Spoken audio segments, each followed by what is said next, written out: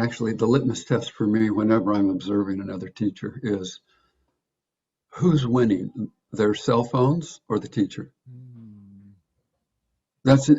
And when I'm teaching in front of a large audience, rather than telling people, well, I want you to put your cell phones away, I say to myself, I better be effective because I'm competing against their cell phones.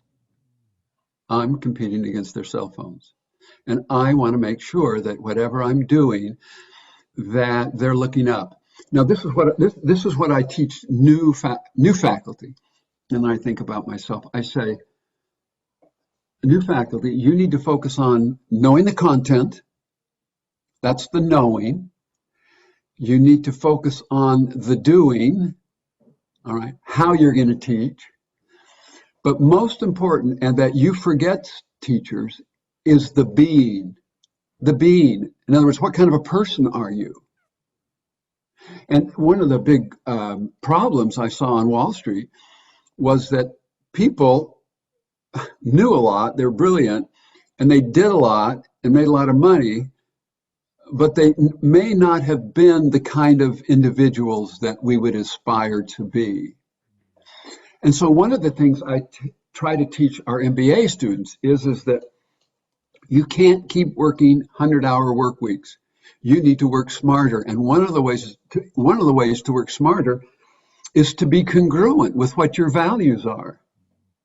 And once you start to say one thing and do another, then your credibility is gone. And students at all levels are trying to rationalize between what they see and what they feel and what they're experiencing. And so I'm just simply looking for some congruence around that.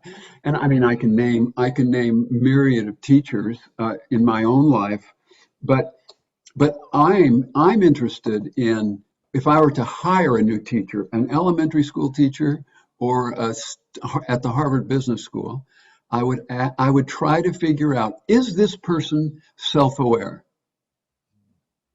Do they know their insecurities? Do they know when they get frightened? I want to know what kind of people give them a response where they start to be angry.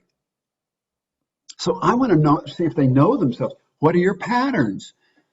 I ask them, what are your patterns? And if someone says, well, I don't know what that means, and I'll say something like this, Elaine, I'll say, who are the people that day in and day out make you nervous? Who are the people that you have biases towards? What is your attitude towards gender? And I want to know how they think about that. I'm fascinated with what is that. For example, I have a pattern, Elaine, and you can laugh if you wish, or you probably read about it. And that is that I kind of live my life in an either or. It's almost, it's on the scale of 10 being the great life and 1 being I'm a failure.